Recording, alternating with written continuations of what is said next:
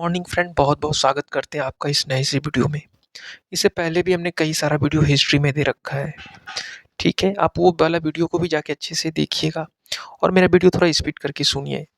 थोड़ा-सा वीडियो में फ्लक्चुएशन आ रहा है, थोड़ा-सा पंक्चुअलिटी भी मेंटेन नहीं कर पा रहे हैं, लेकिन ठीक है, हम कोशिश करेंगे वीडियो रेगुलर देने का। हमने पढ़ रहा था कि जैसे अशोक है, तो अशोक लगभग 84,000 स्तूप का निर्माण करवाए थे। 84,000 बहुत ज़्यादा होता है, इतना ज़्यादा स्तूप का निर्माण अशोक ने स्वयं करवाया था। और उनमें से बहुत ज़्यादा फेमस हुआ था सांची का स्तूप, भरहुत का स्तूप भी काफ़ी फेमस हुआ था, यहाँ से भी प्रश्न निकल के आते हैं। और इन सभी धार्मिक स्थल के अलावा मौर्य काल में अगर राजप्रसाद देखोगे, तो आप बोलोगे सर ये राजप्रसाद क्या होता है? बाबू ये राजा के महल को ही हम राजप्रसाद कहते हैं, ठीक है? काफ़ी फेमस हुआ करता था। जो राजप्रसाद है राजा के महल का नाम है और यह राजप्रसाद को चंद्रगुप्त मौर्य ने पटना में बनवाया था, पाटलिपुत्र में। और वहीं पे बहुत बड़े-बड़े विद्वान लोग रहते थे, बड़े-बड़े जो कवि होते थे, सब राजमहल के अंदर ही रहते थे, ठीक है? पाटलिपुत्र में बड़ा चर्चित होता था ये राजा का महल, बहुत फेमस होता था और अपने आप में एक अद्भुत उसका मतलब मतलब लुक जो था एकदम अद्भुत था, एकदम देखने में सुंदर हुआ करता था। अधिकांश विदेशी यात्री इस महल के अबाउट में काफ़ी कुछ लिखे हैं, काफ़ी अलग-अलग लेवल की टिप्पणियाँ दिए हैं कि भाई साहब चंद्रगुप्त मौर्य ने क्या अलग लेवल का खूबसूरत राजमहल बनाया था। और जो है महल बहुत ही ज़्यादा खूबसूरत था और देखोगे तो कई देवता मतलब महल जो देवता अलग-अलग थे, तो कई देवता लोग महल में रहते थे, ठीक है? और ऐसा कहना जो अलग-अलग पोएट थे, उन लोगों का कहना था कि ये जो महल है, ये देखने में इतना सुंदर है कि कोई लगता है बहुत बड़े देवता का महल था, ठीक है? इतना ज़्यादा सुंदर लगता था और बहुत अलग-अलग देवी-देवताओं की पूजा की जाती थी महल के अंदर, ठीक? मतलब बहुत बढ़िया महल था, देखने में काफ़ी खूबसूरत था। और यह महल की एक विशेषता भी थी, बहुत बढ़िया विशेषता यह थी कि यह लगभग 80 पिलर से बना हुआ महल था और काफ़ी मजबूत था। काफ़ी अद्भुत महल था, काफ़ी देखने में खूबसूरत था। महल तो काफ़ी अच्छा था और लगभग जो महल बना हुआ था वो पत्थर का बना हुआ था। ऐसा कहा जाता है कि महल का जो पिलर है वो पत्थर से बना हुआ था और पत्थर को तोड़-तोड़ के पिलर को बनाया गया था। इस महल का जो छत था वो भी पत्थर का नक्काशियाँ उससे की गई थी और फर्श जो था वो कंप्लीट रूप से लकड़ी से बनाया गया था, जो फर्श पक्की होता है बाबू। मौर्य काल में जो राजप्रसाद महल हुआ करता था, उसमें एकदम अलग-अलग लेवल की कलाकारी की गई थी।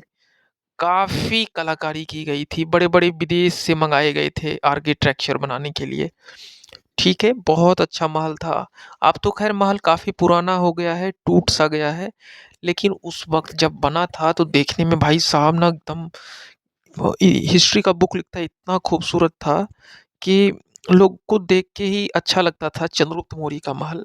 आप लोग भी जीवन में पढ़ रहे हो, कुछ बन जाओगे, मान लो कि एसपी, डीएसपी कुछ भी बनते हो, तो कोशिश करोगे ना कि एक अपना घर हो जाए बढ़िया और घर कुछ इस प्रकार का आप बना लो कि लोग देखें तो देखते रह जाए। तो समझो कितना खुशी होगा आपको, वो आपका घर है।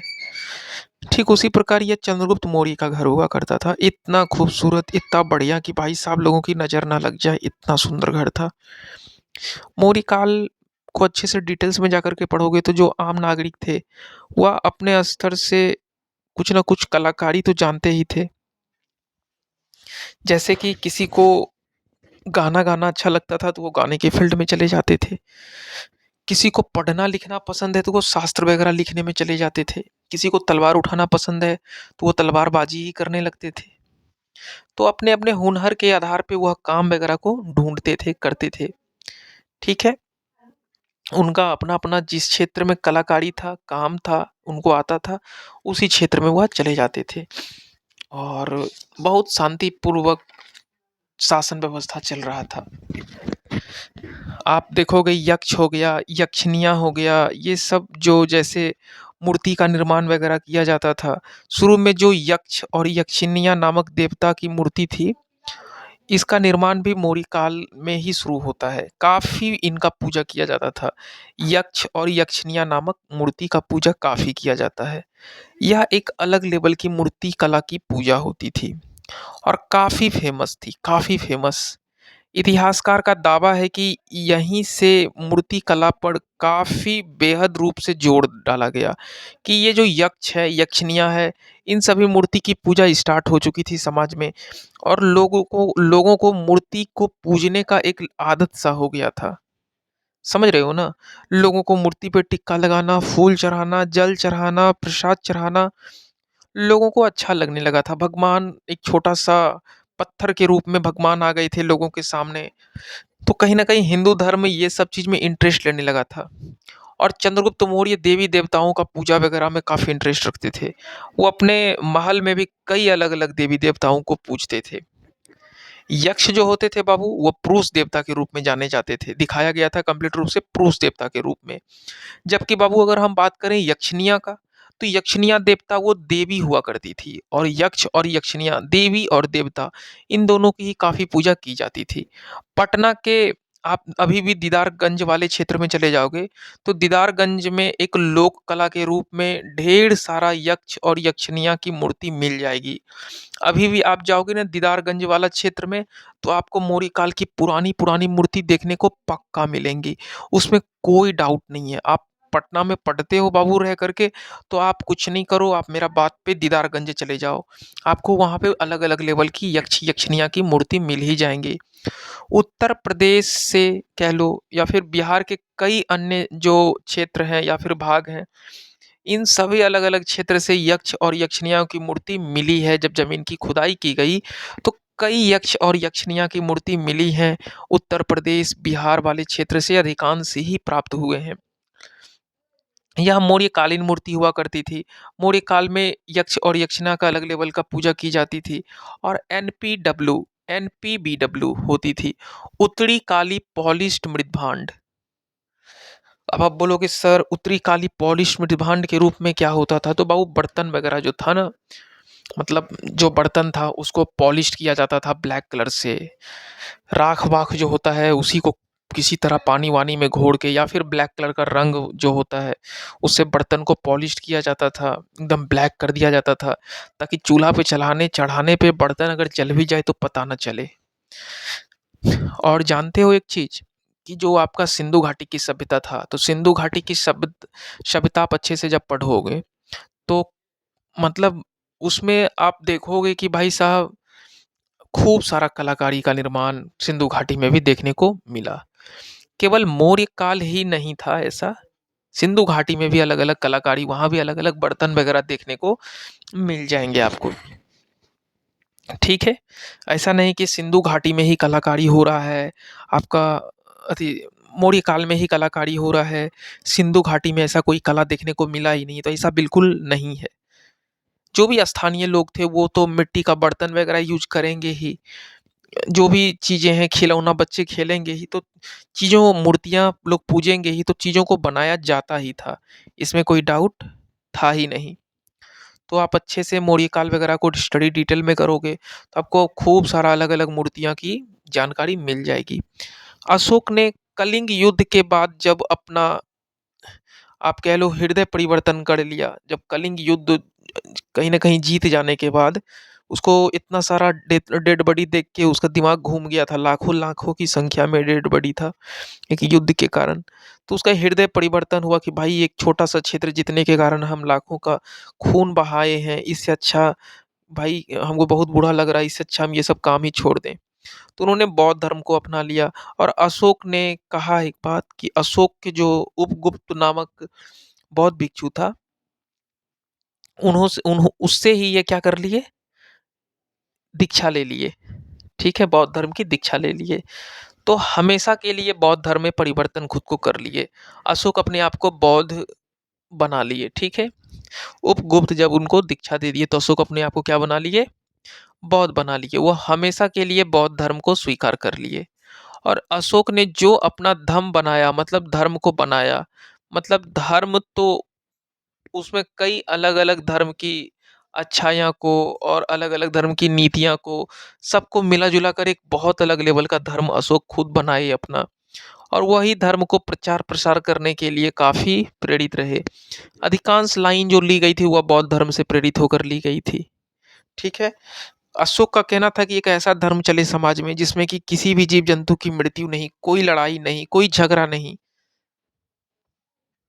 सब भाई-भाई की तरह मिल के रहे, कोई झंझट नहीं, सब भाई-भाई की तरह मिल-बाँट के रहे। इस तरह का कांसेप्ट अशोक का था। और अशोक के धर्म को केवल बौद्ध धर्म का ही नहीं, कह लो कि भाई मतलब अशोक अलग ही चीज़ थे। अशोक ना लोगों को जब उनको अपना हृदय परिवर्तन हो गया, जब वो कलिंग युद्ध के बाद खुद को बदलने का प्रयास किए, तो अशोक के मन में एक ही बात आ रहा था कि भाई साहब हम अपने आप को ना ठीक तो कर लिए हैं और हम अपने वजह से कईयों को ठीक कर दें। लोग चीज़ों को समझे, लोगों एक दूसरे को मारे पीटे नहीं, कोई गलत काम जीवन में ना करे, उससे जीवन एक गलत दिशा में चली जाती है। अच्छा संगत बनाएं, अच्छे लोगों से बात करें, अच्छी अच्छी चीज़ों के बारे में सोचें, एक स्वस्थ समाज का निर्माण होगा, ऐसा सपना हमारे अशोक ने देख रहा था। और वो एक अच्छा धर्म बनाने का पूरा प्रयास किया ताकि उसमें कोई लड़ाई झगड़ा टेंशन कुछ ना हो। और कोई मतलब अशोक जो थे, अशोक एक नैतिक भावना को अपने अंदर विकसित कर लिए थे। नैतिक समझते हो, अच्छा गुण से परिपूर्ण। ठीक है? बहुत मतलब नैतिकता उनके अंदर, उसके आधार पे इन्होंने धर्म बनाने का प्रयास किया। उस समय के लगभग सभी धर्म के नैतिक बिंदु को अगर देख लेंगे तो सबको शामिल कर दिया था अशोक ने अपने धर्म में। और किंग अशोका ने इस धर्म के प्रचार प्रसार के लिए काफी रणनीतियां बनाई कि भाई साहब मेरा ये धर्म कैसे चलेगा, लोग कैसे इस धर्म के बारे में जानेंगे।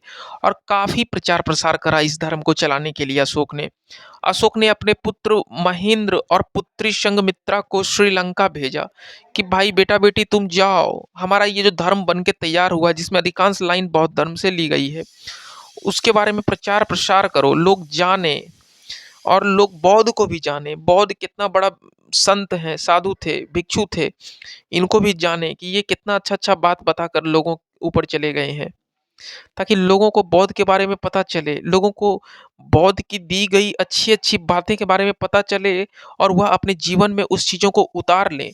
ऐसा अशोक का सपना हुआ करता था कि चीज़ों को प्रचार प्रसार करने के लिए अपने बेटा बेटी सहित कई अन्य बड़े बड़े अधिकारी को भी विदेश भेज दिए थे, ताकि चीज़ों का प्रचार प्रसार होते रहे, धर्म का प्रचार प्रसार होते रहे। गौतम बुद्ध से इतना मोटिवेट थे किंग अशोक की पूरा का पूरा गौतम बुद्ध का धर्म को ही अपने अंदर अपना लिए थे। गौतम बुद्ध की दी गई लाइनों का पालन करने लगे थे। लोग समाज में बोलने लगे थे कि भाई साहब अशोक ना बदल चुका है, अशोक एक अलग लेवल का हो चुका है। लोग अशोक से प्यार करने लगे हैं, अशोक भी दूसरे से प्यार करते हैं, नफरत नाम का कोई चीज ही नहीं रहा है। अशोक से कोई हेल्प मांगता था भाई साहब अशोक कर देता था। इनका हृदय में अलग लेवल का परिवर्तन हो गया था। ठीक है? और बिहार के गया जिला आप जाओगे तो गया में अशोक के पुत्र एक पीपल का पेड़ जो है, पेड़ भी उसको वहां पे क्या करता है, पेड़ को ले लेता है और श्रीलंका के राजा को उपहार में दान करता है कि भाई साहब आपको हम गिफ्ट दे रहे हैं। तो श्रीलंका का राजा बोला कि भाई तुम क्या भाई ये क्या लाए हो पीपल का पेड़। तो किंग अशोक का बेटा जो था, कौन था किंग अशोक का बेटा? महेंद्र था। अब पुत्री कौन थी? संघमित्रा थी। तो महेंद्र ने एक पीपल का गाछ को उखाड़ लिया, कहाँ से? गया से। और किसको उपहार में दे दिया? गिफ्ट में किसको दिया? दान में? तो श्रीलंका के राजा को उपहार में दिया। तो बोला भाई साहब ये क्या दे रहे हो? बोला कि ये पीपल का पेड़ है, बहुत अलग लेवल का, आपको इससे शांति मिलेगा अपने जीवन में, इसको महाराज अपने दरबार में लगा लीजिए। ये वो पावन भूमि से लाया हुआ है, वह पवित्र स्थल से लाया हुआ है जिस पवित्र स्थल से गौतम बुद्ध को ज्ञान की प्राप्ति हुई है। इसे आम वृक्ष ना समझना गुरु, इसे आप अपने प्रांगण में, अपने आंगन में इसे लगा लीजिए, जिससे कि आपका जो बाग है वो खिल उठेगा। इस पीपल के वृक्ष के महक से आपका पूरा का पूरा वातावरण खिल उठेगा, पूरा का पूरा वातावरण स्वच्छ हो जाएगा। किसी भी प्रकार का पाप, कोई दोष कुछ नहीं, समाज साफ-सुथरा हो जाएगा। तो खुशी-खुशी वह उपहार को खुशी-खुशी एक्सेप्ट कर लिए थे कौन? श्रीलंका के राजा। और उस वक़्त श्रीलंका के राजा ने बौद्ध धर्म को स्वीकार कर लिया। और आज के डेट में भी श्रीलंका यदि आप जाओगे तो अधिकांश पॉपुलेशन थे बाबू श्रीलंका के आज की डेट में भी बौद्ध धर्म को मानते हैं, मनाते हैं, बौद्ध धर्म के कॉन्सेप्ट पे चल रहे हैं, कम पाप कर रहे हैं जीवन में।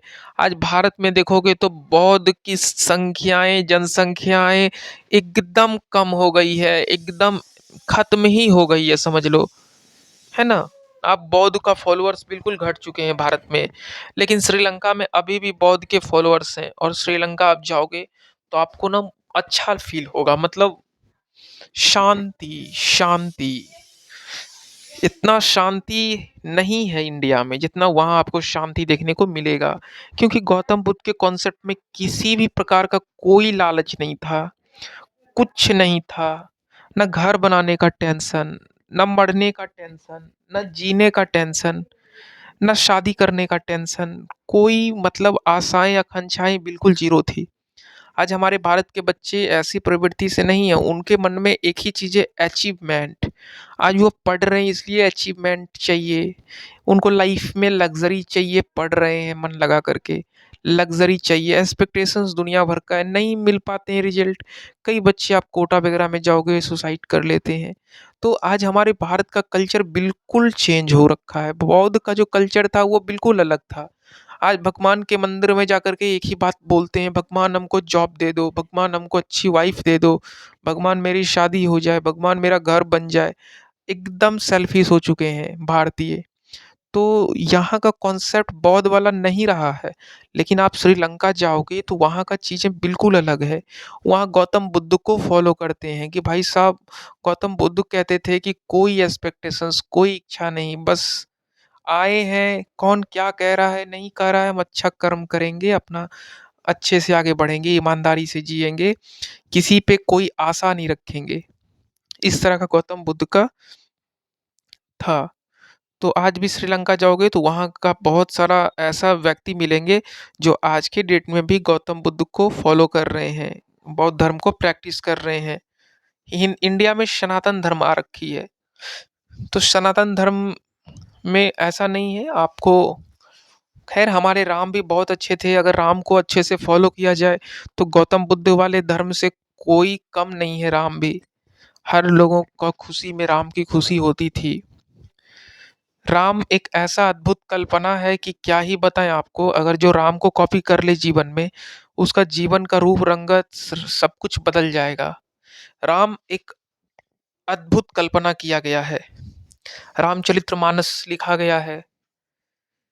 अब किनके द्वारा लिखा गया है ये आपको पता होना चाहिए, बताइए। रामचरितमानस किनके द्वारा लिखा गया है? वाल्मीकि के द्वारा या फिर तुलसीदास के द्वारा? कमेंट करिए, है ना? आप लोग इतना पढ़ते हैं तो आपको कुछ तो आना चाहिए। चलिए बहुत अच्छा, आपको ये जो मेरा सीरीज चल रहा है इसमें मज़ा तो आ रहा होगा। चीज़ों को थोड़ा स्पीड करके सुनिए, मज़ा आएगा आपको, कोई दिक्कत नहीं है। जो अशोक थे समझिए कितना अपने आप को चेंज कर चुके थे। आज के डेट में भी श्रीलंका जाएँगे तो अधिकांश पॉपुलेशन बौद्ध धर्म को ही मानते हैं।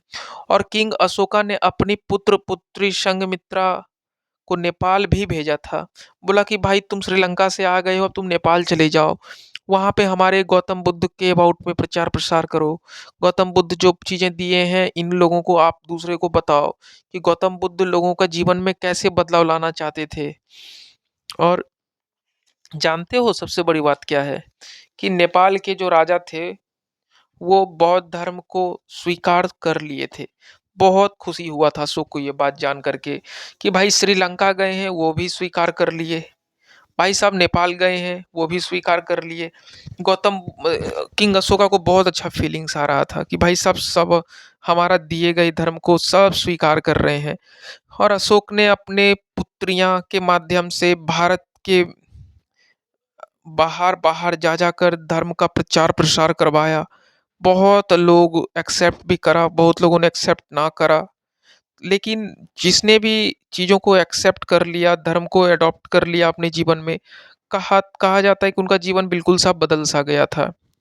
अगर धर्म प्रचार की बात करी जाए तो भारत के अंदर जो है खुद किंग अशोका कर रहे थे और भारत की सीमा के बाहर उनके बच्चे लोग कर रहे थे।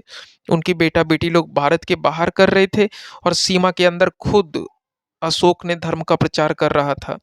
जो धर्म महामात्रों हुआ करते थे, धर्म महामात्रों का पद की नियुक्ति करी गई थी। इस धर्म महामात्रों में कम से कम बहुत सारे अनुयायियाँ थे, जो धर्म का प्रचार-प्रसार किया करते थे। भारत के कोने-कोने में जाकर के, घूम-घूम कर जाकर के, प्रत्येक 5 वर्ष में भारत के लोगों के बीच धर्म को लेकर काफ़ी जागरूकता करने का प्रयास करते थे और जो धम्म महामात्रों थे, जिसे कि धर्म महामात्रों के भी नाम से जाना जाता है, उनकी कई सैकड़ों की संख्या में उनकी नियुक्ति की गई थी, किंग अशोका ने करी थी, जिनका काम ही था कि धर्म को प्रचार-प्रसार करना है। जो भी पॉसिबल हो पाता था धम्म महामात्रों उतना ज़्यादा चीज़ों को बताते थे कि भाई आपका बौद्ध धर्म ऐसा था और भारत के कोना-कोना में भी किंग अशोका ने बौद्ध धर्म का प्रचार-प्रसार करवाया। और जानते हो बात एकदम यूनिक क्या है कि किंग अशोका ने अपने 5वें शिलालेख में धम्म महामात्रों की नियुक्ति के विषय में चर्चा भी करा है कि कितना ज़्यादा धम्म महामात्रों की उन्होंने नियुक्ति करा था। और अशोक के शिलालेख को जब अच्छे से आप पढ़ोगे, स्तंभ और स्तूप के माध्यम से भी धर्म प्रचार का काम किया है इन्होंने। स्तंभ के भी माध्यम से और स्तूप के भी माध्यम से इन्होंने धर्म प्रचार का काम किया है। भारत में शिलालेख जो स्तंभ है, स्तंभ जानते हो ना? स्तंभ हो गया बाबू, स्तूप हो गया, जैसे चीज़ों से धर्म को प्रचार-प्रसार करने के लिए काफ़ी काम किया करता था। ये भारत के पहले शासक थे जो बौद्ध धर्म को इतना ज़्यादा प्रचार-प्रसार करके फैलाए भी थे। कहा जाता है कि जितना गौतम बुद्ध ने नहीं फैलाया था अपने धर्म के अबाउट, अशोक ने अपने दम, बल, दबदबा के कारण चीज़ों को पूरा दूर-दूर तक फैला दिया था और लोग अशोक का चेहरा देख के भी धर्म को एडॉप्ट कर लेते थे क्योंकि अशोक का उस वक़्त खौफ अलग लेवल का था। लेकिन हमारे अशोक का हृदय परिवर्तन हो चुका था। अशोक लोगों को कह दिया था कि मैं गुंडागर्दी छोड़ चुका हूँ, लेकिन मैं अभी भी अशोक ही हूँ। समझ रहे हो ना? तो खैर बात अलग है, अशोक का खून कभी भी गर्म हो सकता है। एक ऐसी कुशल व्यवस्था को बनाने का प्रयास किया किंग अशोक ने जिसमें न केवल प्रशासन को मजबूत किया गया बल्कि जनता में धार्मिक विचारों को भी फैलाया गया, धार्मिक विचारों को फ़ील कराया गया लोगों के अंदर। धर्म क्या होता है, कर्म क्या होता है, माँ क्या होती है, बहन क्या होती है, फैमिली का दर्द क्या होता है, फैमिली क्या होता है, आप आप अपना जीवन को कैसे जिएँ, क्या काम करें जिससे लोगों को ही खुशी मिले, लोगों की खुशी में ही आपका खुशी है। और अशोक ने इन सभी प्रचार-प्रसार के अलावा वह खुद राजा होकर धर्म को अपनाया, बौद्ध धर्म को। और जब राजा धार्मिक हो जाता है और धार्मिक यात्रा करता है, तो निश्चिंत रूप से प्रजा भी धार्मिक यात्रा करने के लिए चल पड़ती है। समझ रहे हो ना? जब राजा ही धार्मिक हो जाता है, इतना ज़्यादा धर्म के रास्ते पे धर्म मतलब क्या होता है? सच्चाई। और राजा ही इतना सच्चाई के रास्ते पे जब चलने लगता है, तो स्वाभाविक है कि जो प्रजा है वो भी इतना ज़्यादा सच्चाई के रास्ते पर चलने के लिए मजबूर तो हो ही जाएगी। तो लोगों को अच्छा लगता था, जब हमारे गार्जियन, हमारे राजा ही इतना अच्छे हो गए हैं, इतना ज़्यादा सच्चाई के रास्ता पर चल रहे हैं, तो हम उनके बच्चे लोग प्रजा हैं, क्यों ना हम राजा को देख कर के मोटिवेट हों और हम भी एक अच्छे रास्ता पर चलें, एक अच्छा नागरिक बनने का प्रयास करें। किंग अशोका ने सबसे पहले धार्मिक यात्रा जो है, वो समझ लो गया है ना, गया वा मतलब धार्मिक यात्रा गया वाले क्षेत्र में करा था और फिर कुशीनगर और फिर लुम्बिनी, इस तरह से वो एक पर एक अलग-अलग क्षेत्र को बदलता रहा और अपने धार्मिक यात्रा पर चलता रहा। और कुशीनगर को देखा जाए तो निर्वाणा का क्षेत्र है। जब आप गौतम बुद्ध वाले चैप्टर पढ़ोगे तो उनको निर्वाणा प्राप्ति होती है। लुम्बिनी वाले क्षेत्र में गौतम बुद्ध की जन्म हो जाती है ना? और गया में ज्ञान की प्राप्ति हो जाती है। तो इस प्रकार से ये सब चीज़ों को आप भूलो मत। कपिलवस्तु में भी जाकर के किंग अशोका ने काफी प्रचार प्रसार किया, फिर सारनाथ, और लास्ट लास्ट जाते जाते श्रावस्ती एक जगह है, श्रावस्ती, वहां पर जाकर के इन्होंने धर्म प्रचार किया था किंग अशोका ने। और यही अशोक का धार्मिक यात्रा का क्रम है। ठीक ना? आप अच्छे से इस चीजों को याद कर लेना, क्योंकि क्वेश्चन कहीं से भी आ सकते हैं। आप कॉन्सेप्ट पढ़ लो, कॉन्सेप्ट पढ़ने के बाद क्वेश्चन वगैरह लगाओ, चीजें, कहानी नहीं समझ आएगी बाबू तो आप लिखोगे क्या मेंस में? भगवान करे आपका मेंस निकल जाए, पीटी निकल जाए, लेकिन मेंस में कुछ तो हाथ वगैरह चलाने के लिए ताकत होना चाहिए ना दिमाग में, नहीं तो लिखोगे क्या? ऑब्जेक्टिव पढ़ा हुआ थोड़ी काम आएगा आपको, कहानी किस्सा नहीं आएगा आपके मन में तो लिखोगे क्या ये बताओ? तो बहुत जरूरी है बाबू कहानी को सीखना, कहानी को समझना। कोई जरूरी नहीं कि आप पीटी के लिए कहानी बना रहे हो, आप कहानी मेंस के लिए तो पढ़ लो पगले, मेंस के लिए पढ़ना बहुत जरूरी है। ठीक है, यहाँ तक अच्छे से समझ में आ गया? किसी भी प्रकार का कोई देखो माइक को ना थोड़ा सा एक सेट कर रखे हैं, और इसमें तुमको ना एक्स्ट्रा आवाज नहीं आएगा, मतलब ऐसा नहीं है कि बाप रे बाप पूरा फटा फटा। हम तो अपना कई वीडियो चेक किए हैं, तो उसमें हमने देखा है कि आवाज जो है मेरा थोड़ा सा एक्स्ट्रा आ जाता है, और इससे इरिटेशन फील हो सकता है कि पढ़ने, मतलब उतना चिल्ला चिल्ला के बोलना कोई जरूरी नहीं है, जब चीजें कम एनर्जी में भी काम बन जाती है तो, है ना? और इस प्रकार से अलग अलग जगह अशोक जा करके धर्म वगैरह का प्रचार प्रसार किए। अशोक ने अपने शासनकाल के 9वां वर्ष में कलिंग की लड़ाई करी। कितना वर्ष जब शासन उन्होंने स्टार्ट करा तो 9वां वर्ष कलिंग की लड़ाई स्टार्ट करी, और 10वां वर्ष में लगभग उन्होंने कलिंग की लड़ाई जीत के और अपने आप को हृदय परिवर्तित भी कर लिया था, और धार्मिक यात्रा का प्रारंभ भी कर दिए थे 10वां वर्ष में। और अशोक के शासनकाल के 20वें वर्ष रोमिनदई, जैसे लुम्बिनी हो गया, तो लुम्बिनी और वहां अशोक की यात्रा हुई थी। और पता है लुम्बिनी में क्या हुआ था? बताओ कमेंट में, नहीं छोड़ो हम बता देते हैं। लुम्बिनी में किंग अशोका की जन्म हुआ था, और वहां पर जो रोमिनदई है, अभिलेख है बाबू रोमिनदई, रोमिनदई एक जगह है, वहां पर एक अभिलेख मिलता है जिसमें टैक्स को कम करने की बात की गई है। अशोक से बहुत लोग शिकायत लेकर के आए कि राजा साहब ढंग से पैसा खुद नहीं कमा पाता हूँ, कभी बैल मर जाती है पैसे की तंगी के कारण, कभी गाय नहीं बचती, कभी कर्ज लेकर के खेती करना होता है, कभी परेशान रहता हूँ, कभी किसी बेटी का शादी करता हूँ तो उसमें खर्च हो जाती है, कभी बेटा को सेट करने में बहुत कोई घर में बीमार पड़ जाती, कभी पापा डेथ करते तो कभी माँ को कुछ हो जाता, हम लोग सब पूरा परिवार परेशान है, कमाने वाला एक ही आदमी है, तो राजा साहब आपको टैक्स कहाँ से दे पाएंगे? कुछ तो दया करिए सरकार, आप इतना धार्मिक हो रखे हैं, आपको तो आप कम से कम हम लोगों की बात तो समझ में आएगी। तो रोमिनदई में इन सभी बातों की चर्चा की गई है कि किस प्रकार से टैक्स को कम किया जाए। यदि टैक्स कम हो जाएगा तो जनता को कितना ज्यादा सहूलियत मिलेगी, आप इसका कल्पना भी नहीं कर सकते हो। ठीक है, और टैक्स को कम भी करने का पूरा प्रयास किया गया। बट जब अशोक के वंशज आते हैं तो जब अशोक के वंशज आते हैं तो बहुत कम दिनों तक यह वंश टिक पाता है, क्योंकि इसके वंशज अच्छे नहीं हैं, कई अलग अलग टुकड़ों में बट जाते हैं। हम हमेशा आपको बताएं बाबू, जब जब घर टूटेगा पड़ोसी आके लूटेगा। अशोक के बेटा सब लोग अपना अपना हिस्सा मांगने लगते हैं, बोलते हैं भाई हमको अपना हिस्सा दे दो, अपना शासन करेंगे, हम अपना फैमिली लेके साइड है, कोई अपना फैमिली लेके साइड है। उन लोगों के मन में उतना धार्मिक विचार नहीं आ रहा था।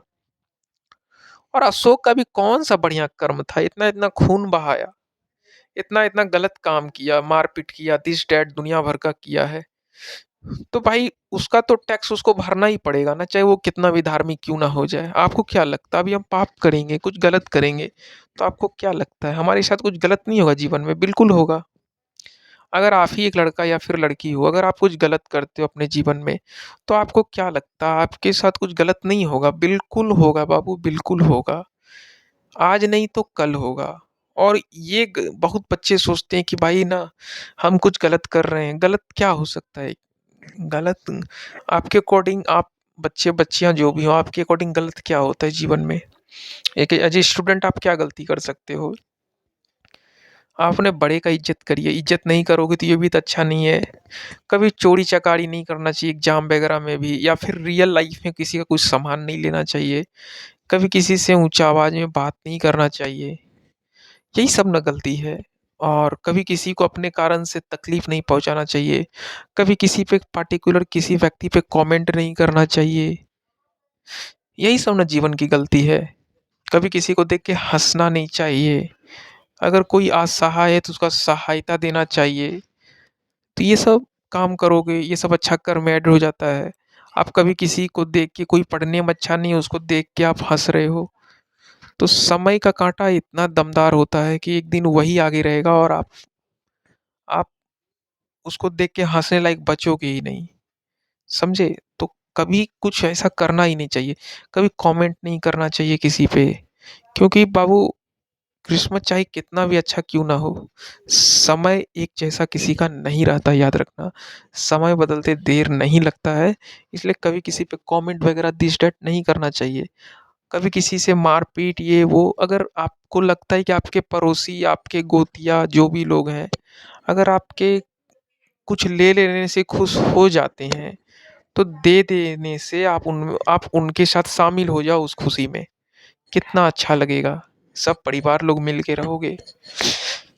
ये सेपरेट सेपरेट क्या है, ये इतना मोह माया नहीं करने का। आप जिस घर में रह रहे हो ना, वो भी एक समय जंगल हुआ करता था, और उसको आप घर बना लिए, खेत बना लिए, और आज उसको बेचा जा रहा है 50 लाख, 60 लाख, 70 लाख, 80 लाख, 1 करोड़। अरे जमीन से तो जुड़ो भाई। ये सब किसी का था, किसी का नहीं था। बाद में इंसान जमीन मेरा हो गया, कोई इंसान कह रहा इतना मेरा हो गया, लूटा जा रहा था जमीन को। सब भगवान का बनाया हुआ ये पूरा धरती है, किसी का नहीं है। कोई कहता है कि मैं फ्लैट बेंगलोर में ले रखा हूँ, कोई कहता है बम्बई में फ्लैट ले रखा हूँ, कोई कलकत्ता में। अरे भाई साहब बुर्बक हो, मानो तो तुम्हारा पूरा धरती ही है, और नहीं मानो तो कुछ नहीं है तुम्हारा। समझे? ये ले लेता हूँ, ये खो जाता है, ये सब क्या है? ये सब मतलब कहीं ना कहीं बेवकूफ़ी ही लगता है कि अगर आप पैसा जीवन में कमाए तो आप बहुत लोगों का भला कर सकते थे, क्योंकि भगवान आपको वो शक्ति दिया था कि आप बहुत लोगों से आशीर्वाद ले सकते थे उनका भला करके। पक्का आपका नेक्स्ट जनरेशन भी अच्छा ही जाएगा। लेकिन आप 2 4 10 कट्ठा जमीन खरीद के नेक्स्ट जनरेशन को बर्बाद कर रहे हो। याद रखना, क्योंकि ज़्यादा धन किसी इंसान को स्थिरता रहने नहीं देता है। वो कहीं ना कहीं एक अच्छे दिशा में नहीं चल पाता है। आप उतना ही धन कमाओ जितना में आप खा सको, पी सको, थोड़ा बहुत पैसे इलाज के लिए बचाओ, और बाद बाकी एक्स्ट्रा पैसा जीवन में है तो उसको दान कर दो, दूसरे को दे दो, जिससे कि दूसरे का भला होगा और उसका आशीर्वाद लगेगा। ये आशीर्वाद बाबू आपके कर्म में ऐड होगा, अभी काम नहीं आएगा। आपको आने वाले जब आप नहीं रहोगे, तो ऊपर में पूरा का पूरा हिसाब किताब होता है, आपने क्या करा नहीं करा, एक एक हिसाब होगा। और ऐसा लिखता है इस बड़े बड़े साहित्य में कि नेक्स्ट जन्म में एक एक हिस्सा वसूल होगा। जितना ही कुछ हिसाब इस जन्म में वसूल होगा, कुछ नेक्स्ट जन्म में वसूल होगा। एक एक कर्म का वसूल होगा ही, याद रखना। तो किंग अशोका जो थे, वो अच्छा कर्म तो करने ही लगे थे, लेकिन कहीं न कहीं देखा जाए तो किंग अशोका अच्छा कर्म तो करने लगे थे, लेकिन उससे पहले तो उनकी कर्म अच्छा नहीं थी ना। तो उसका असर नेक्स्ट जनरेशन में देखा कि कुछ चंद सालों के बाद ही किंग अशोक जब मरते हैं, तो कुछ चंद साल, कुछ चंद जनरेशन ही इतना बड़ा बड़ा गद्दी को भोग पाता है, और फिर गद्दी छीना जाती है। याद रखिएगा। हम क्या कह रहे हैं, किस्मत चाहे कितनी भी अच्छी क्यों ना हो, समय बदलते देर नहीं लगता है। एलविश यादव जेल चले गए, कितना बढ़िया थे, आज जेल में है। तो खैर हम पार्टिकुलरली किसी पे कमेंट नहीं करते हैं, लेकिन आप खुद देखो, है ना? पता नहीं कब क्या हो जाए, कौन भिखारी आगे बढ़ जाए, कौन अमीर नीचे गिर जाए, क्या पता। ठीक है। रूमेंदई अभिलेख को पढ़ोगे तो उसमें राजा साहब ने काफी टैक्स कम कर दिया है। और अशोक के जो वंशज आते हैं वो बहुत कम दिनों तक ही शासन कर पाते हैं और अलग-अलग टुकड़ों में बँट के अपना जो वंश है उसको ख़त्म कर देते हैं। और इतिहासकार का मानना है कि किसी तरह यह जो वंश है 135 वर्ष तक खींच-खींच तक चलता है और फिर यह वंश की क्या हो जाती है बाबू, समाप्ति हो जाती है। और अब हम अशोक के बाद वाली वंश की स्थिति पर थोड़ा बहुत ध्यान देंगे और अब हम समझेंगे कि भाई क्या हुआ था। तो मौर्य उत्तर काल को अच्छे से पढ़ेंगे डिटेल्स में जाकर के। मौर्य उत्तर काल के जो भी अंदर बात बताई गई है, मौर्य उत्तर काल में क्या अच्छाई रही, क्या कमियां रही, किस कारण से वंश ध्वस्त हो गया, किस कारण से यह वंश टिक ही नहीं पाया। मौर्य वंश के मूल रूप से दो शासक हुए। मूल रूप से कितने शासक हुए? दो शासक हुए। पहला चंद्रगुप्त मौर्य जो साम्राज्य को एक विस्तृत रूप दिया, और दूसरा अशोक जिसने इस साम्राज्य को और बड़ा किया, इसे धार्मिक स्वरूप प्रदान किया। बट मौर्य वंश के बाद के जो शासक आए उतने मजबूत नहीं थे। रिजल्ट यह होता है कि वृद्धरथ तक जाते जाते साम्राज्य धीरे धीरे छोटा होने लगता है, और रिजल्ट यह होता है कि वृद्धरथ के सेनापति पुष्यमित्र शुंग ने वृद्धरथ की ही हत्या कर देती है और शुंग वंश की स्थापना कर देती है।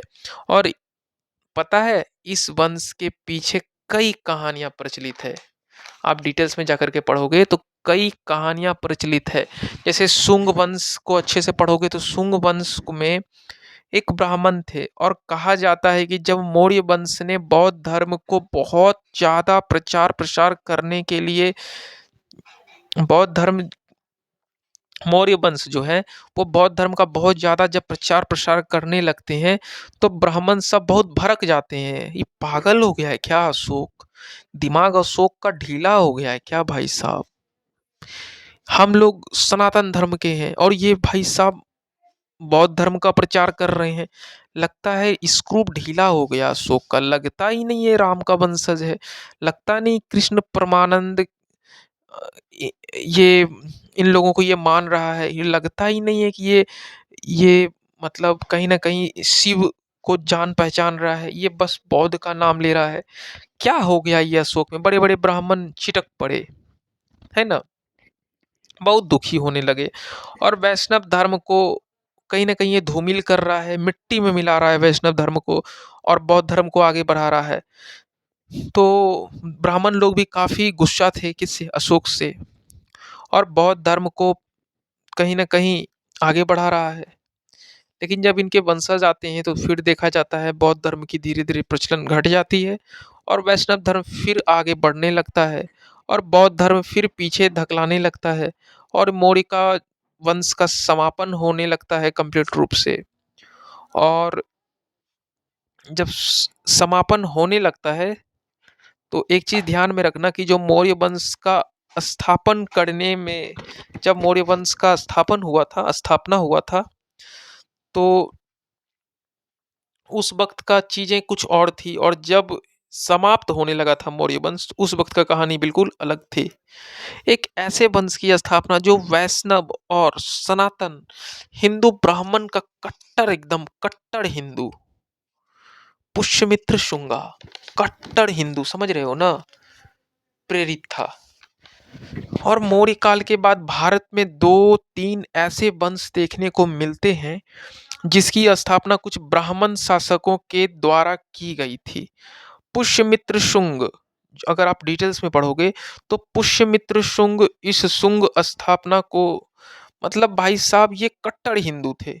या मौर्य वंश जो था, मौर्य वंश के शासक वृद्धरथ को, वृद्धरथ जो थे उनके एकदम कट्टर सेनापति थे एकदम। और मौर्य वंश का अंतिम शासक वृद्धरथ की हत्या करवा दी 185 ईसा पूर्व में, और पुष्यमित्र शुंग के द्वारा ये शासन को चलाने लगा।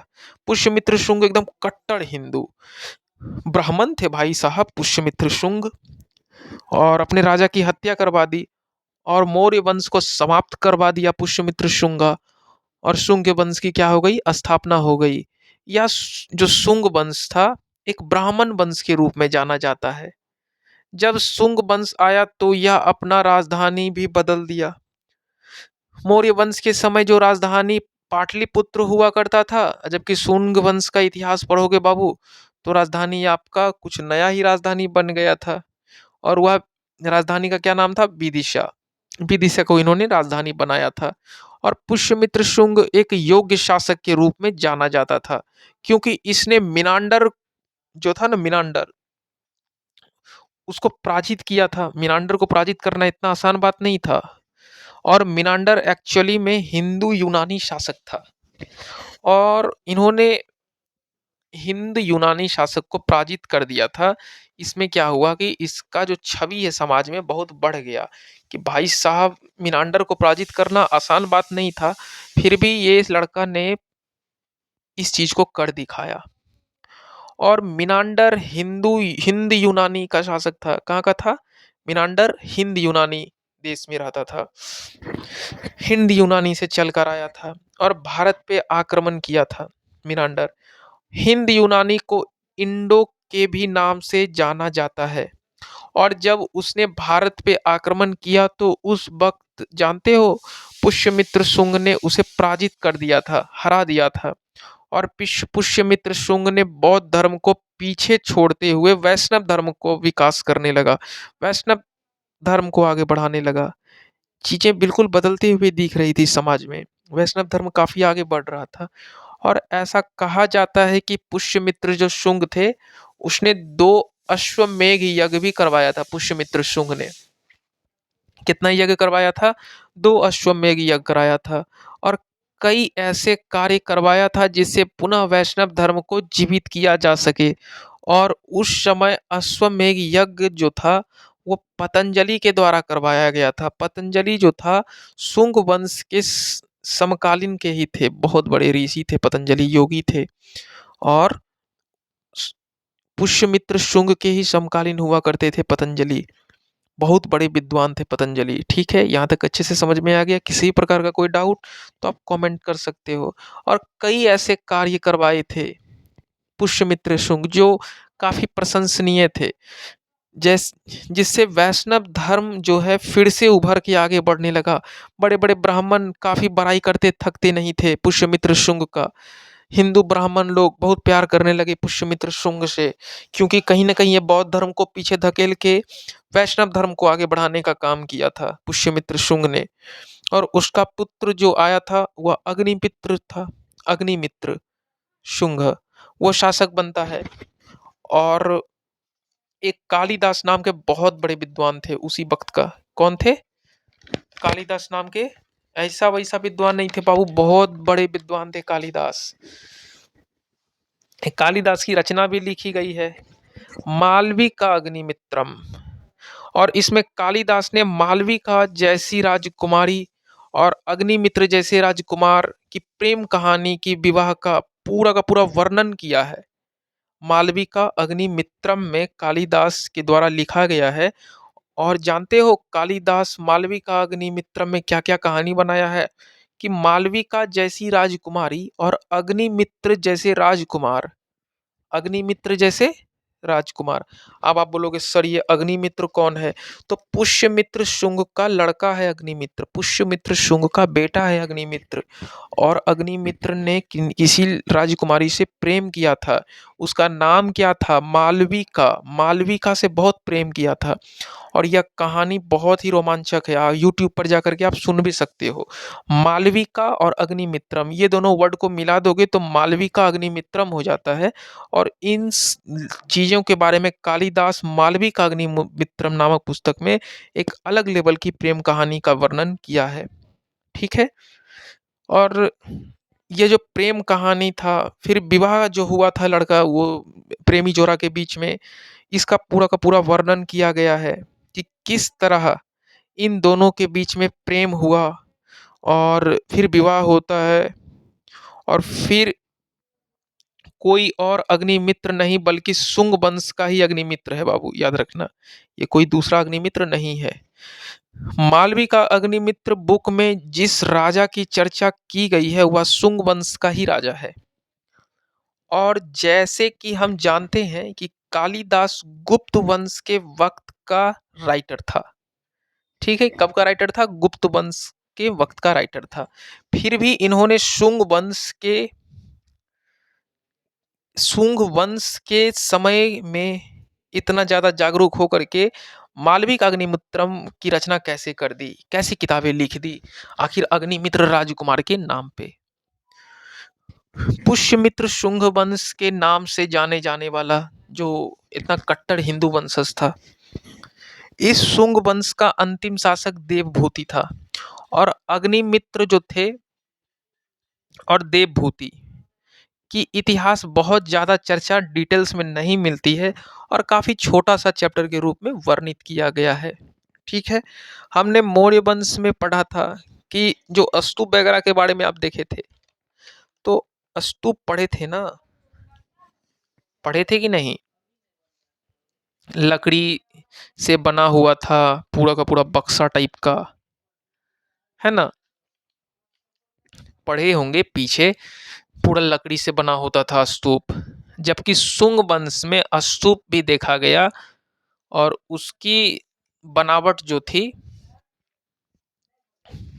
उसकी बनावट पत्थर से होती थी। किससे होती थी? पत्थर से। हमने मौर्य वंश में देखा था कि वैष्णव धर्म पीछे छूट रहा था और बौद्ध धर्म आगे आ रहा था। लेकिन शुंग वंश में हमने देखा कि किस प्रकार से वैष्णव धर्म गति पे है, वैष्णव धर्म आगे आ रहा है ना? और बौद्ध धर्म पीछे की ओर छूट रहा है। और वैष्णव धर्म आगे आने लगता है, बौद्ध धर्म पीछे छूटने लगता है। जब आगे चल कर के गुप्त काल आता है तो फिर से वैष्णव धर्म की जो जनसंख्याएं हैं वो सबसे अधिक हो जाती है, क्योंकि गुप्त राजा भी वैष्णव धर्म को बहुत जबरदस्त लेवल का फॉलो करते हैं। और आज तक भारत में वैष्णव धर्म के लोग सबसे अधिक हैं, सनातन धर्म। ठीक है। और प्राचीन स्मृति में एक मनु स्मृति को अगर आप डिटेल से जाकर के पढ़ोगे तो मनु स्मृति की रचना मनु ने करी थी। एक बहुत बड़े विद्वान थे मनु। और इसमें सामाजिक विधि व्यवस्था का वर्णन मिलता है। समाज में जो भी तमाम कानूनी व्यवस्था है उसके अबाउट में मनुस्मृति को पढ़ोगे तो मिल जाएगा कि क्या कानून, क्या समाज में विधि व्यवस्था, विधि विधान समाज में क्या होता था, नहीं होता था। इन सभी चीज का अगर आपको डिटेल से जानकारी लेना है तो मनुस्मृति पढ़ लो बाबू, आपको डिटेल से जानकारी आ जाएगी। और इसी मनुस्मृति की रचना वाला जो काल है उसको अगर आप डिटेल से जाकर के पढ़ोगे तो शुंग वंश का काल कहा जाता है। मनुस्मृति की रचना हुई थी शुंग वंश के काल में। कब हुई थी? 185 ईसा पूर्व में लगभग हुई थी। और लगभग 75 या 74 बीसी तक का जो काल रहता है वह शुंग वंश का रहता है। 185 से लेकर के 75 या 74 बीसी तक का जो काल रहता है वह शुंग वंश का काल रहता है। और जिस प्रकार से पुष्यमित्र शुंग एक सेनापति होने के बावजूद भी अपने राजा की हत्या कर दिया, सोचो, एक सेनापति होने के बावजूद भी अपने राजा की क्या कर दिया? हत्या कर दिया। ठीक उसी तरह जानते हो शुंग वंश के अंतिम शासक की हत्या वासुदेव ने कर दिया था। और वासुदेव भी क्या था? सेनापति था, है ना? अंतिम शासक, शुंग वंश के जो अंतिम शासक थे उसकी भी हत्या वासुदेव कर दिया था, जबकि वासुदेव सेनापति था। जिसमें पहले देव लगा हुआ है वह पहले आया, वासुदेव देव लगा हुआ है उसमें पहले आया। और जैसे देवभूति उसमें बाद में देखो, देवभूति वो पहले देव लगा हुआ है और जिसमें बाद में देव लगा हुआ है वह बाद में आया। जैसे वासुदेव बाद में देव लगा हुआ है वह बाद में आया, और देवभूति शुरू में देव लगा हुआ है तो पहले आया। तो ये ट्रिक है, इस तरह से याद रख सकते हो आप। ठीक है, पहले देव लगा हुआ पहले आया और बाद में देव लगा हुआ बाद में आया। और जैसे वासुदेव ने अपने राजा रोहन देवभूति की हत्या करके कण्व वंश की स्थापना कर दिया। और कण्व वंश भी एक ब्राह्मण वंश के रूप में जाना जाता है। और कण्व वंश का अंतिम शासक सुशर्मन रहता है, जो कि बहुत बड़ा नाम है, सुशर्मन, कण्व वंश का अंतिम शासक। और यह जो है शर्माते हुए अपने गद्दी को छोड़ देता है, क्योंकि इसको शासन करना अच्छा नहीं लगता, इसको शर्म लगता है। और इस समय तक मगध का जो साम्राज्य इतना कमजोर हो चुका था कि इसकी सीमा पाटलिपुत्र तक ही सीमित रह गई थी। केवल पटना से पाटलिपुत्र तक ही मगध वंश चल पा रहा था और बाद बाकी चीजें दूसरे के हाथ में चली गई थी। और साम्राज्य जैसे कमजोर सा होने लगा था, पटना के दूर दूर तक का हिस्सा साम्राज्य के अंदर नहीं था, समझ लो छोटा सा हिस्सा बन चुका था। और साम्राज्य से बाहर साम्राज्य जो है कई छोटे छोटे टुकड़ों में क्या हुए थे बाबू, बिखर सा गए थे, है ना। साम्राज्य कई छोटे छोटे टुकड़ों में बिखर सा गए थे। बाहर निकलने वाले क्षेत्र में जैसे आंध्र प्रदेश चले जाओ, दक्षिण भारत की तरफ चले जाओ, उन सभी क्षेत्र में कलिंग फिर से स्वतंत्र हो गया था। आंध्र प्रदेश किसी दूसरे राजा के हाथ में था। जो जो जो आपका पाटलिपुत्र वाले क्षेत्र के अंदर था वो सब हाथ से निकल चुका था और अधिकांश क्षेत्र पाटलिपुत्र से बाहर हो गया था। और मगध धीरे धीरे कमजोर होने लगा। कब? जब शुंग वंश की भी नए नए वंश आए और उसको तोड़ने लगे। देवभूति पहले आए और वासुदेव बाद में आए, इस चीज को याद रखिएगा। और काफी कमजोर होने लगा था वंश। धीरे धीरे पटना पूरा बिखर, मतलब पाटलिपुत्र और पटना यही दोनों मिल करके मगध वाला क्षेत्र के अंदर शामिल था और बाद बाकी लगभग चीजें निकल चुकी थी। दक्षिण भारत हाथ से जा चुका था,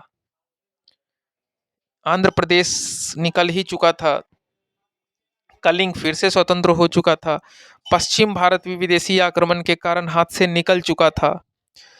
इस तरह से वंश जो है वह सिकुड़ कर बहुत छोटा सा हो चुका था और जो भी थोड़ा बहुत बचा हुआ था वह भी कण्व वंश की स्थापना होते ही खत्म होने लगा। और आप बात करेंगे सातवाहन वंश की। जब अशोक की मृत्यु हुई तो जब अशोक की मृत्यु हो गई ना, तो वंश धीरे धीरे कमजोर होने लगा और कमजोर होते होते साम्राज्य बिल्कुल टूट सा गया। साम्राज्य में बहुत छोटा सा साम्राज्य बन गया, टूटते चला गया। और भारत का जो क्षेत्र था वह भी अपने आप में धीरे धीरे स्वतंत्र होने लगा। अलग अलग भारत का हिस्सा जो था, अलग अलग जगह अलग अलग छोटे छोटे राजा दिखने को मिलने लगे जब अशोका की मृत्यु हुई उसके बाद से। और इसी दौरान आंध्र प्रदेश के क्षेत्र में एक नया वंश आता है, एक नया वंश का जन्म होता है। उसी का नाम रहता है सातवाहन वंश। कहाँ पे? आंध्र प्रदेश वाले क्षेत्र में सातवाहन वंश। ये आंध्र प्रदेश का क्षेत्र पहले मिला हुआ था मगध के गद्दी में, ठीक है। और सातवाहन वंश के रूप में जानते हैं उसको, डिटेल से जाकर के पढ़ेंगे। सातवाहन वंश का जो क्षेत्र है वो महाराष्ट्र से लेकर के आंध्र प्रदेश वाला क्षेत्र तक में शामिल रहता है। और यदि नदी वाला क्षेत्र में पूछा जाए सवाल, तो जैसे कृष्णा एवं गोदावरी नदी वाला जो क्षेत्र रहता है, तो वहाँ पे कंप्लीट रूप से सातवाहन वंश का अलग लेवल का विकास होता है। और सातवाहन वंश अपने आप में बहुत डेवलप अलग लेवल पे पहुंच जाता है, क्योंकि महाराष्ट्र से लेकर के आंध्र प्रदेश तक का जो क्षेत्र है वहाँ पे सातवाहन वंश का शासन चल रहा होता है। और नदी वगैरह देखें तो कृष्णा एवं गोदावरी नदी वाला जो क्षेत्र है वो सातवाहन वंश के अंदर आता है। और सातवाहन वंश के जो संस्थापक होते हैं बाबू, उनका नाम सिमुक होता है। सिमुक नाम के व्यक्ति संस्थापक होते हैं। और सातवाहन वंश की जो राजधानी है वो महाराष्ट्र के प्रतिष्ठान नामक जगह था, उसी को इन्होंने राजधानी के रूप में बना दिया गया था। और इसकी सीमा क्षेत्र भी कृष्णा और गोदावरी के तट पर पूरा का पूरा फैला हुआ था, जो कि महाराष्ट्र एवं आंध्र प्रदेश के क्षेत्र में पड़ता था।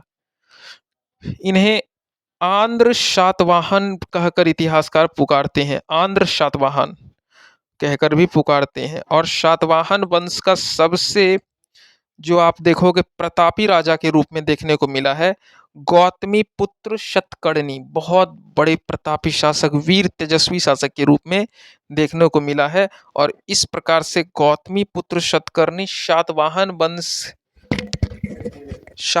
वंश को अगर पढ़ोगे तो सातवाहन वंश आते आते आप देखो, जैसे गौतमी पुत्र शतकर्णी थे, वो बहुत महान तेजस्वी शासक थे। और इस प्रकार से गौतमी पुत्र शतकर्णी जो थे, वो सातवाहन वंश से मतलब समझ लो कि प्रमुख शासक और सबसे प्रभावशाली, सबसे प्रतापी शासक के रूप में जाने जाने लगे। सातवाहन वंश के संस्थापक भी ब्राह्मण रहे थे, और इसी कारण से समाज जो था, ब्राह्मण का अलग लेवल का वर्चस्व हो गया था समाज में। लोग ब्राह्मण को पूजने लगे थे, ब्राह्मण का बोलबाला हो गया था समाज में। और ब्राह्मण लोग जो थे, वो पूजा पाठ, कर्म कांड, यज्ञ हवन वगैरह करते थे समाज में बहुत ज्यादा। उसी कारण से जानते हो, उन्हें वेतन के रूप में भूमि को दान में दिया जाने लगा। और जब भूमि ब्राह्मण के हाथ में जाने लगी, तो धीरे धीरे ब्राह्मण पावरफुल होते चले गए। और छोटे मोटे क्षेत्र जो है, वो ब्राह्मण को ऐसे ही राजा के द्वारा दान में दे दिया जाता था। ठीक है। आप जैसे ही ये सातवाहन आया, तो छोटा मोटा क्षेत्र तो छोड़ो बाबू, पूरा का पूरा एक गांव ब्राह्मण को दान में देने का प्रचलन आ गया, क्योंकि ब्राह्मण का बोलबाला और दबदबा समाज पे हो चुका था। अब बौद्ध धर्म को लोग फॉलो करते थे, बौद्ध धर्म से फिर आ गए थे आपका जो आपका सनातन धर्म है, वैष्णव धर्म है, उस पे आ गए थे। और ब्राह्मण का बोलबाला आ गया था, और पूरा का पूरा क्षेत्र तो छोड़ो, पूरा का पूरा गांव दान में दे देते थे।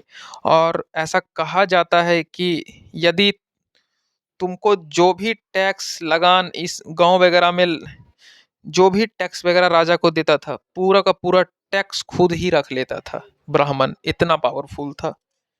सोच लो, गांव दान में दे देता था। अब मान लो कि आपका पूरा का पूरा गोगरी जमालपुर वाला क्षेत्र एक ब्राह्मण का हो गया, तो वहां पे हम ब्राह्मण बन के गए, तो पूरा का पूरा गोगरी जमालपुर का टैक्स हम रख लिए और राजा तक पहुंचाए नहीं, है ना। पूरा का पूरा टैक्स हम खुद रख लेते थे, और इस प्रकार से ब्राह्मण का पावर हो गया था, दबदबा हो गया था समाज पे। और इसी समाज का अधिकांश भूमि ब्राह्मण को ही दे दी जाती थी। और यह भूमि दान वाला व्यवस्था यदि कोई राजा भारत में पहली बार स्टार्ट करा है, तो वह सातवाहन वंश के ही राजा थे, जो भूमि वगैरह को दान वान में देते थे। और यह भूमि दान की जो जानकारी है, हम लोगों को एक अभिलेख से मिलती है, जिसका नाम क्या है, नाना घाट का अभिलेख। नाना घाट का अभिलेख को अगर आप डिटेल्स में जाकर के पढ़ोगे, तो उसमें यही बताया गया है कि जो ब्राह्मण लोग थे, उन लोगों को भूमि वगैरह काफी दान में दे दिया जाता था, जिससे ब्राह्मण पैसा वाले बनते चले गए, और समाज में समानताएं घटने लगी और असमानताएं बढ़ने लगी। डिस्टेंस, कोई अमीर बहुत हो गया, कोई गरीब बहुत ज्यादा हो गया। ठीक है। और नाना घाट के अभिलेख को आप डिटेल से पढ़ोगे, तो उसमें डिटेल से जाके लिखा गया है कि किस प्रकार से ब्राह्मण को, जो सातवाहन वंश के राजा थे या फिर शुंग वंश के राजा थे, वो किस प्रकार से ब्राह्मण को अमीर बनाने में लगे हुए थे। ठीक है। और एक चीज है कि ये अभिलेख को जब आप पढ़ोगे ना, ये नानाघाट अभिलेख, तो रानी नगनिका के नानाघाट अभिलेख जानकारी प्राप्त होती है। सातवाहन वंश के राजा केवल भूमि दान ब्राह्मण को ही नहीं करते हैं, बल्कि बौद्ध धर्म के जो भिक्षुएं थे, उन्हें भी भूमि दान में देना स्टार्ट कर देते हैं। और ये सभी बात जो है, वो इसी अभिलेख में मिल जाएगी, नानाघाट में डिटेल्स में जाकर के। ठीक है। बौद्ध धर्म के भी बड़े बड़े भिक्षुओं को भूमि दान में देना स्टार्ट कर दिए। बौद्ध धर्म भी एक प्रमुख धर्म के रूप में देखा जाने लगा था, बहुत बड़ा धर्म। बौद्ध धर्म भी अच्छा हो रहा था सातवाहन के समय में। आपका कहीं ना कहीं देखा जाए, तो वैष्णव धर्म भी काफी आगे बढ़ रहा था। भूमि वगैरह दान में दे दिया जाता था, ब्राह्मण को भी दे दिया जाता था, साथ ही साथ बौद्ध भिक्षु को भी भूमि दान में दे दिया जाता था। और ये सभी चीज की जानकारी हमको नानाघाट अभिलेख से प्राप्त हो जाती है। ठीक है। बौद्ध धर्म भी एक प्रमुख धर्म के रूप में जाना जाता था। जो दान प्राप्त करने वाला व्यक्ति था, वह देखते ही देखते दान के रूप में कई गांव का मालिक बन जाता था। इस तरह से उसका एक छोटा सा साम्राज्य एस्टेब्लिश्ड हो जाता था और धीरे धीरे भारत कई अलग अलग टुकड़ों में बंटते चले गए। बाद में चलकर भारत एक व्यवस्था जो था अपना अलग अलग व्यवस्था में जन्म होते चला गया, जिसे हम तामंती व्यवस्था कहते हैं। और इस तामंती व्यवस्था का मतलब जानते हो? तामंती व्यवस्था का मतलब प्रारंभ में सातवाहन वंश के काल में होने लगता है तामंती व्यवस्था विकसित। और इस तामंती व्यवस्था का मतलब होता है राजा के अंदर राजा, और इस तरह की व्यवस्था को ही हम तामंती व्यवस्था कहते हैं। एक राजा के अंदर दूसरे राजा, दूसरे राजा के अंदर तीसरे राजा, तीसरे राजा के अंदर चौथे राजा। समझ रहे हो ना? राजा के अंदर राजा वाला जो भावना है उसी को हम तामंती व्यवस्था कहते हैं। और ये विकसित तब होता है जब सातवाहन वंश का इतिहास चल रहा होता है और बहुत सारा भूमि ब्राह्मण के हाथ में, बहुत सारा गांव बौद्ध धर्म के भिक्षुओं के हाथ में चला जाता है, तब सभी लोग राजा के अधीन आते हैं। और इस तामंती व्यवस्था का प्रारंभ रूप सातवाहन वंश के काल में शुरू होते दिखता है और बाद में जाकर के गुप्त काल में बहुत आगे बढ़ने लगता है। और इस प्रकार से हर्षवर्धन के शासनकाल सबसे चरम सीमा तक पहुंच जाता है। हर्षवर्धन का जब शासनकाल आता है तो उस वक्त तक तामंती व्यवस्था बहुत चरम सीमा तक पहुंच जाता है और सातवाहन वंश कई प्रकार के सिक्के चलाने लगते हैं। सातवाहन वंश में जैसे सीसा के भी सिक्के चलाए गए, तांबे का सिक्के, पोटीन वगैरह का सिक्के भी चलाया जाता था, कांसा का सिक्का, चांदी का सिक्का, और जो सबसे ज्यादा मात्रा में सिक्का चलाया गया था वह सीसा का सिक्का था। तो समझ लो कि सातवाहन वंश में सीसा का सिक्का सबसे अधिक संख्या में चलाया गया था। और सातवाहन वंश में जो राजा था, राजा का नाम अपनी माँ के नाम से जुड़ा रहता था। और इसे यह पता चलता है जो समाज है, जो समाज उस वक्त रहा होगा वह कंप्लीट रूप से मातृस्तात्मक रहा होगा, क्योंकि माँ के ही नाम पर उसके पुत्र का नाम होता था सातवाहन वंश के समय में, इसीलिए मातृस्तात्मक समाज रहा होगा। और सिंधु घाटी सभ्यता के बाद हमें मातृस्मात्मिक समाज यदि कहीं मिला है तो वह सातवाहन वंश में ही आकर के हमको मिलता है। ठीक है, चलिए बाबू, वीडियो 1 घंटा के ऊपर का हो गया है, तो हम फिर एक नया वीडियो लेकर के आएंगे और फिर से आप पहले की तरह वीडियो एंजॉय करोगे पर डे। और इस प्रकार से धीरे धीरे करते हुए हम आधुनिक भारत पर भी चले जाएंगे। चलिए, बहुत बहुत धन्यवाद आपका मेरा वीडियो देखने के लिए। जय हिंद, जय भारत।